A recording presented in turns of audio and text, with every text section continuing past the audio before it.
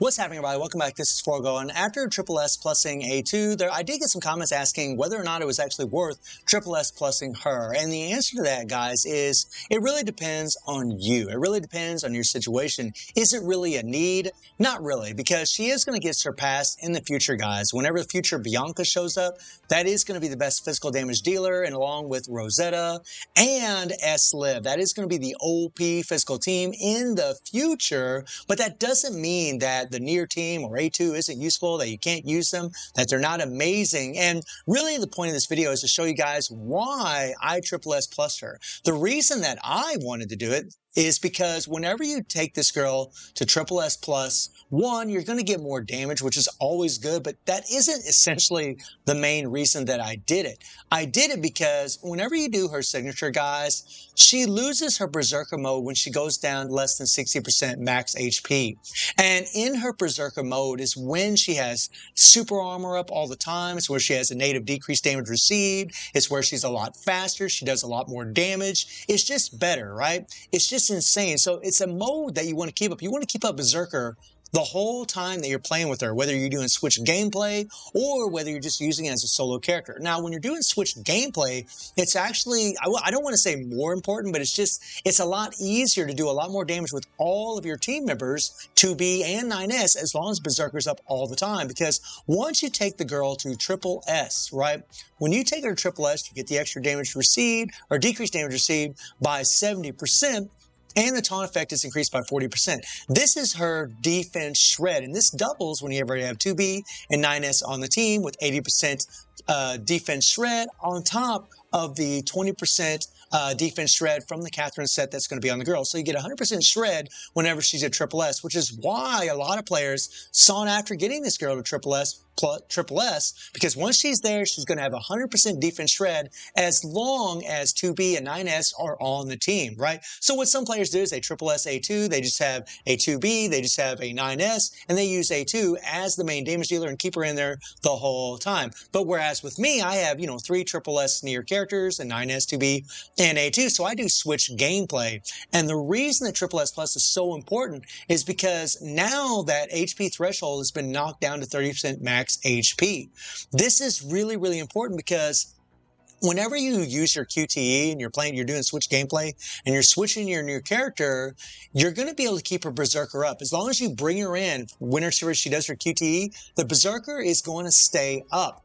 Right? That meter is running down. Her HP meter is running down whenever she is, just sitting on the sidelines and you're not using her when you're using QB and 9S. But because the HP threshold is knocked down to 30% instead of less than 60%, that's a big, big difference. It's much, much easier to always have that 100% shred because she's going to have Berserker up the whole time. I can actually take a little bit longer if I'm playing with 9S and 2B. I don't have to be as careful or as fast with my orb management to always have that 100% defense shred whenever she's SSS plus.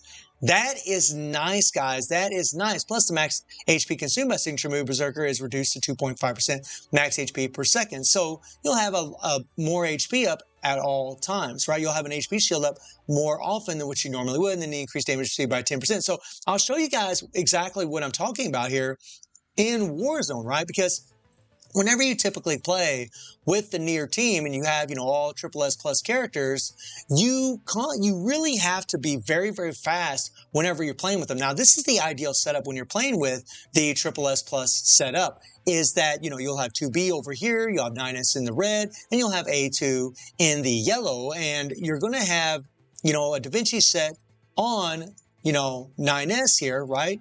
With the Phillips there to increase the physical damage. You're going to have, 4 Pattons with 2 Catherines here.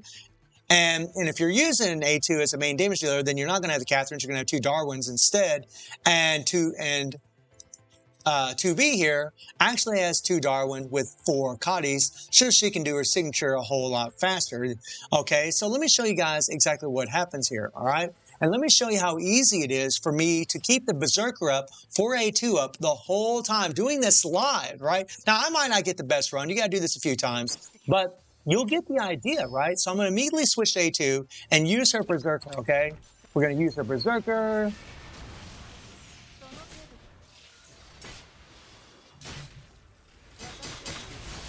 Okay, there we go. Now watch this, guys. Okay? Now you have to be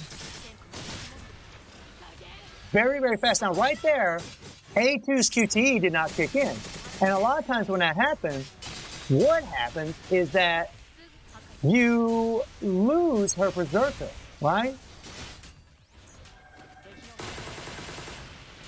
But because of her being SSS plus, now I don't have to worry about it as much, right? I mean, I'm doing this live.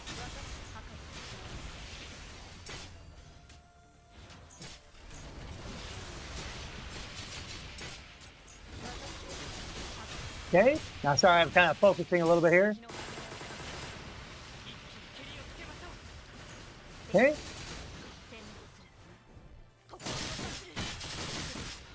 And right there, we didn't get the QT off for A2, but yet her Berserker is still going to be up the whole time. Look at that. That's what I'm talking about, guys. That's why having her at SSS is so nice. And say you get some bad orbs, right? Then you're still going to be able to keep her Berserker up the whole time, right? Which is phenomenal. That is crazy. Okay?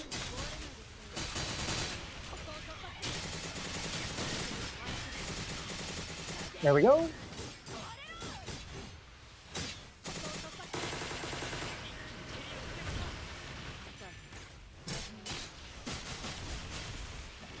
And there you go, right?